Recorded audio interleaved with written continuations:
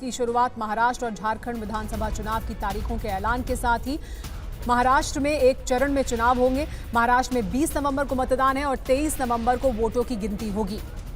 2 चरण में झारखंड में चुनाव होंगे, लेकिन चुनाव के नतीजों का ऐलान 23 नवंबर को किया जाएगा। यानी 23 नवंबर को महाराष्ट्र और झारखंड के चुनाव के नतीजे सामने आ जाएंगे।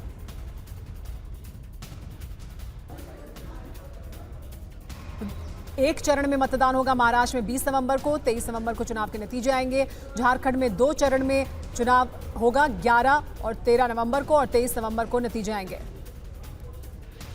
हमारे साथ राजीव सिंह जुड़ गए हैं, TV9 भारतवर्ष संवाददाता मुंबई से। सीधे उनका रुख कर लेते हैं।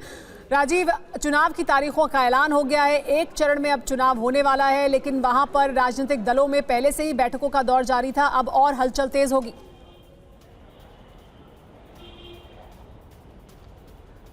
बिल्कुल, देखिए चुनावी दंगल शुरू हो गए महाराष्ट्र में आज से आधिकारिक तौर पर, और अब कह सकते हैं कि कल से ये बिगुल बजने के बाद में अब मुंबई और महाराष्ट्र की सड़कों पर भी चुनावी रैलियों से लेकर नेताओं के भाषण का शोर सुनाई देगा।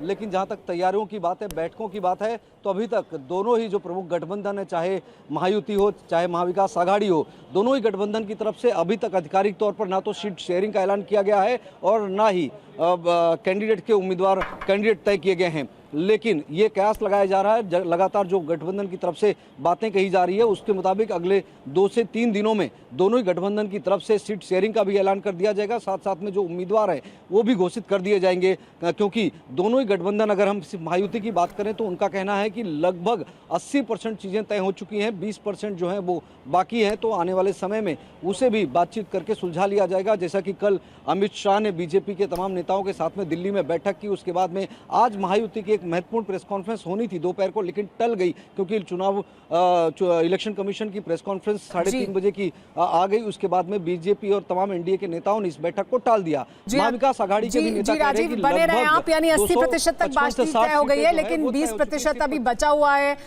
यही जो 20% होते हैं इसमें काफी दिक्कत हो जाती है। आप बने रहे हमारे साथ।